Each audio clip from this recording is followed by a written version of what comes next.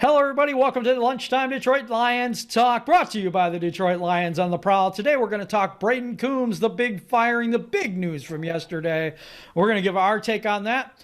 Also today, Detroit Lions news and rumors. We're going to get into one item of news today that is absolutely great for the Lions going forward.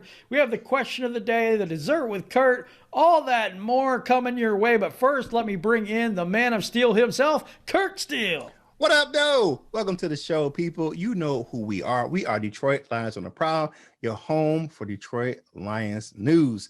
And don't forget, we premiere every day, Monday through Friday at 11 p.m. We premiere the videos. Come on in. You have super chats there available so you can get your comments right up front while we're doing the premiere. And share the videos, like the videos, comment, answer the question of the day.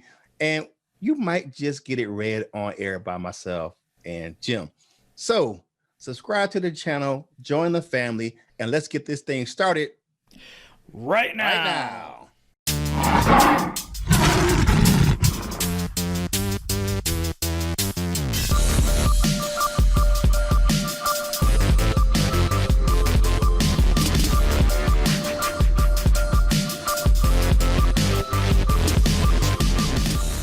Hey, welcome back to the show, people. It is time to do what we do. Let's get up these comment cards. Jim, you up first. I'm up first, and the first comment card today comes to us from John Kapler. Hopefully the new GM and new coach stop drafting these high potential injured players. Julian Acquire, Austin Bryant, Deshaun Herndon, etc.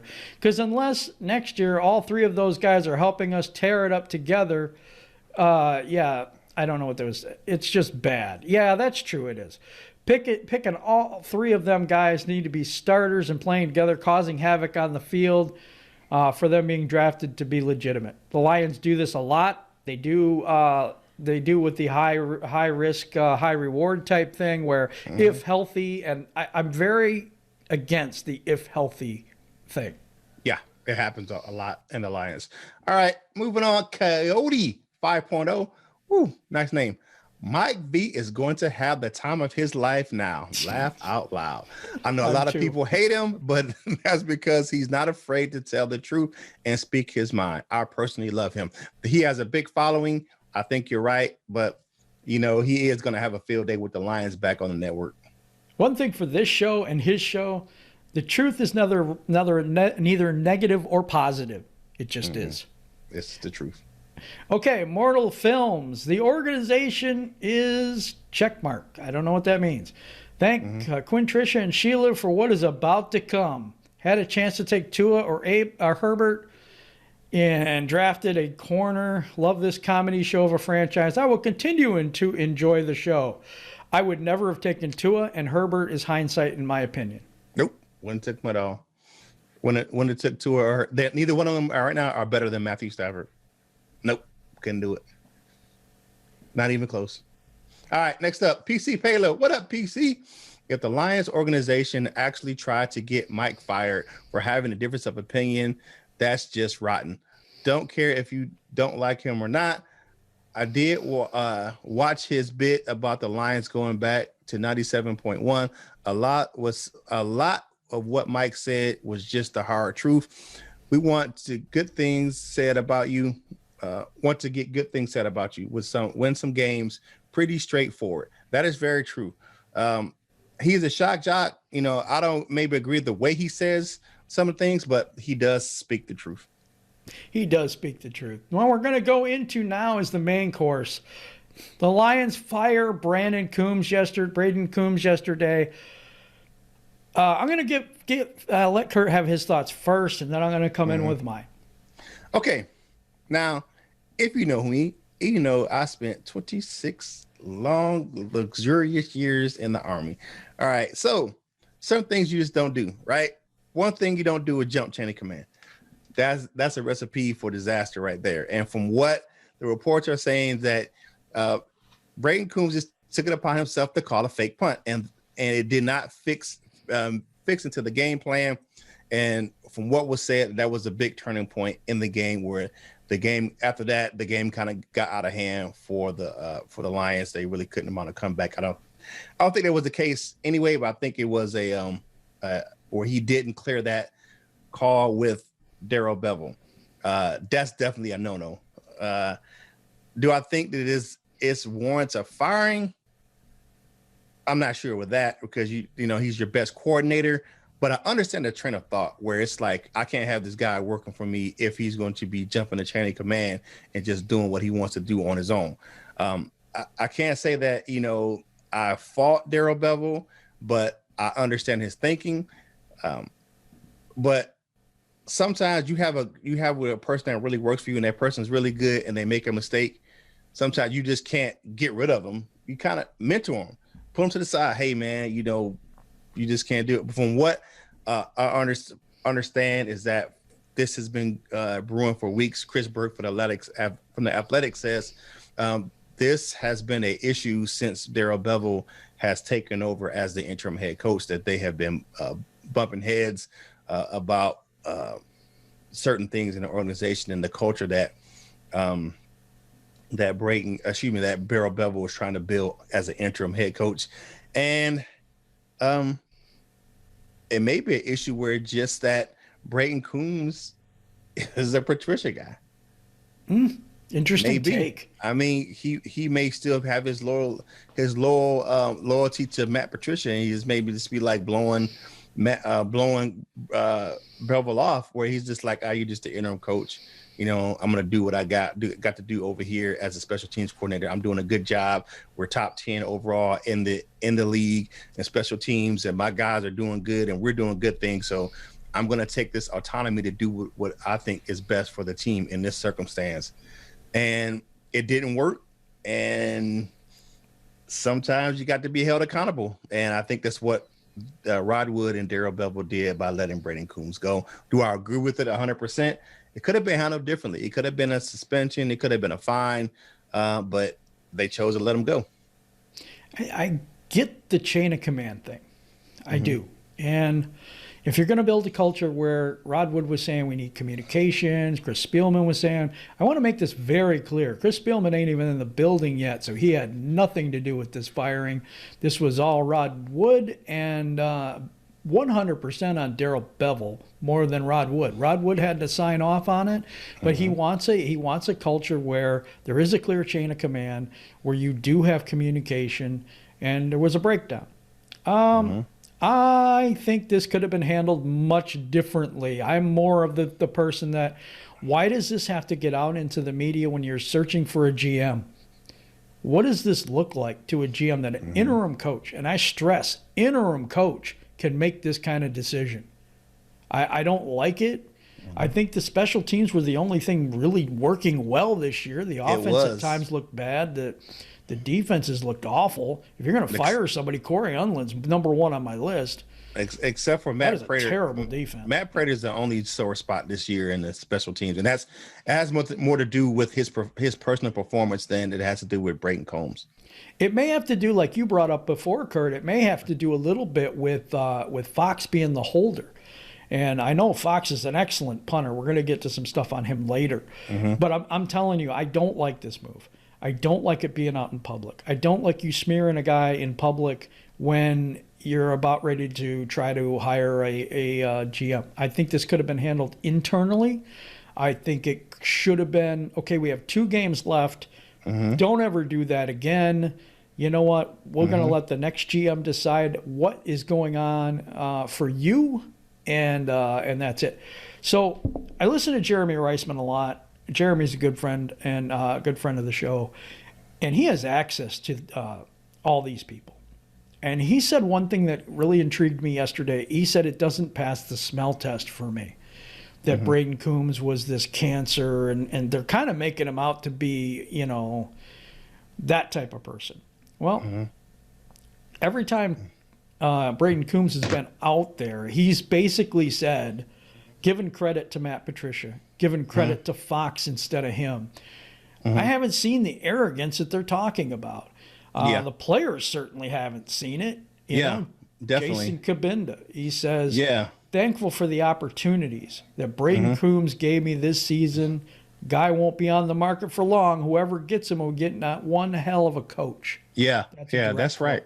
Yeah, even Tony McRae, who's been one of our keys on special teams, and he actually came over from the Bengals with Brayden Coombs. Says one of the best coaches I've played for in the NFL. Team guy and player coach on and off the field. Great energy. A man who will challenge you week in and week out. I'm at a loss for words. I'll play for Brayden any day. And what's that? The thing with the other next comment coming up is Jamal Agnew. Jamal Agnew got fined for letting the kicker tackle him. I mean, I don't know. It was just like good natured fine, but that's just accountability, just kind of joking fine. But that's a coach holding his players accountable for what they do on the field. So. And from the Detroit News, there's a few elements to this. It says reports are that Coombs, who spent 10 seasons with the Bengals, was not a culture fit for the organization, and the firing was not simply because of the call to go for it. My personal opinion is he didn't like Bevel. It may be. It may have been a personality clash because think about this. You think about how he really kind of elevated to Matt Patricia, and kind of how you really thank for him for his chance at being a coordinator. And it's just one of those things where it may have been a time where he was just bumping heads, and their personalities didn't agree, because there's a difference between being a coordinator and being a head coach, interim title or not. Because once you're in charge, you're going to do things your way. Yep. And that have been a thing where the way that he runs the organization as an interim coach or just a head coach may not have been what Brayden Coombs was used to, and the clash was between them, personalities or culture or whatever it is, that it just wasn't a match when Bevel took over the helm. Well, the only thing I know is that our special teams was one of the best units this year. Yes, top 10 in most categories. And you just fired the coach of probably the best unit on the team. Yeah, if it's a personality clash, if you're the head coach, don't you need to kind of bury that stuff and keep that stuff under wraps? And go to the individual and. You're not. I don't think Bevel has done himself any favors for the head coaching job here or anywhere else. I think he did this. I have to believe that wholeheartedly. He did himself a disservice by just getting rid of a guy first and foremost. I don't think you can do that. All right. One more thing. Hold on. We're gonna go. What's going to happen going forward is the assistant special teams coach Marquise Williams will run the unit for the Lions for the last 2 games. So he'll be running it this week for Tampa Bay and next week for Minnesota. I just want to get that out there so people know the changes. Yeah, that's very true. That's he had to step up for the last 3 games and last couple games and run it. What do you call that? Good luck to him. Good luck. Good luck to you. Good luck to you. We'll see if we notice any differences. Yeah. Actually, if he's a smart guy, he just run like they've been running it until the end of the season. Yeah. Smart guy. He had to be a smart guy. So bottom line this for me. What do you think this is? I think it was just a personality clash, and just him jumping the chain of command was like the last straw for Darrell Bevel. I agree, but I think it should have been handled in-house. Yes. I think you should have been told at the end of the season, we're letting you go. We're not going to have this. If you do it again, I'm going to suspend you for the last game, and then you'll be fired at the end of the season. Yep. And then just keep it under wraps. Nobody had to know that fake punt wasn't called by him. Nobody had to know that. Nobody had to come out and smear the guy afterwards, basically. The Lions don't have to do these things, and when they do these things and they're searching for a GM, maybe the GM doesn't want us. Yeah. You ever thought of that? Yeah, that shows so much dysfunction within your organization. It does. When you do stuff like that. But that's the bottom line for me. I think it was a bad look on the Lions. I think it's a terrible look on Bevel. I really, I do. I think it's a horrible look on him. It may set his head coaching maybe aspirations back a little bit. Yeah, I totally agree with that. Now we're gonna go to some of the news and rumors right now, and you know what? It's one thing on the news tap today. the NFL Pro Bowl roster, we have 3 Detroit Lions named to it from this awful team. That's pretty big from That's this amazing. awful team. 3 guys. One of them had a comment on Brayden Coombs. Okay. Do you have that comment? Yeah, I got it. It's Jack Fox. So right after the Detroit Lions congratulated Jack Fox for making his first Pro Bowl, he says, "I have so many people to thank, but I wouldn't be here without Brayden Coombs, the best coach mentor I could have asked for." That's an interesting take. Right out the gate. It's weird that all these players are coming out afterwards, and even 9 hours afterwards, when we knew all this other stuff had come out about him, basically usurping power there for a minute, and calling his own plays, going rogue, whatever you want to say. The thing for me is that the players are all coming out for him. It doesn't sound like an arrogant guy and all this other stuff and this, this terrible person, we had to get rid of him and all this stuff. It doesn't really sound like that when you talk to the players. So I don't know, But the other 2 guys that were named to the Pro Bowl this year, both very deserving. Frank Ragnow, our Pro Bowl center now, and our Pro Bowl tight end, TJ Hawkinson. I love that. I love that. TJ. I got some good stuff coming up about TJ in a second. Ooh, I'm looking forward to that. And that's your news today. We had the big news with Coombs, so we thought we'd get to that. And now we're going to go into our question of the day. The question of the day today is, do you think it was necessary to fire Coombs? Not kind of what your take on it is. Do you think it had to happen? So that's the question of the day. And if you could put that in the comments below, I'd be really appreciative of that. And now it is time to get to what Curt had alluded to just a second ago. It's time for dessert with Curt. All right. Mr. T.J. Hawkinson made the Pro Bowl for the first time in his career, in the second season. Now, what you may not know is he is only the fifth Detroit Lions tight end in history to make the Pro Bowl. Wow. He joins an elite group of David Sloan, David Hill, Charlie Sanders, and Jim Gibbons as the only Lions tight ends to make the Pro Bowls. That's good. I mean, Hawk is big. He's just going to get better. And when we find somebody that can actually use him, it's going to be so much better. I don't think Bevel survives this whole thing. I think he's gone after this year. I don't even think he gets offensive coordinator now. Yeah. I don't. I want to say one more thing before we end the show. Has anybody seen that video about Matthew Stafford when he's no-looking that touchdown pass? Yes, that's awesome. Oh, my gosh. Awesome. And that's the guy we want to get rid of. And I will end the show for myself on that note.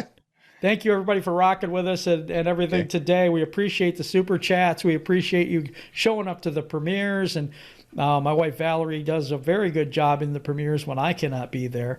So I really appreciate her. Social media got us. That's what we have her as her position here. But thank you, everybody. And I'm going to send it off to Curt to end the show.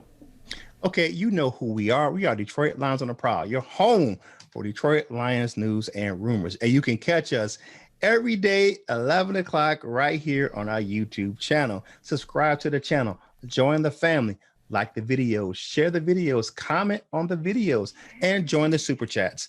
And as always, whatever you do in life, you got to boss up, ball out, and be the best version of you that you can be. From my man Jim, right here on Detroit Lions on the Prowl, this is Curt Steele, and we will holla at you real soon.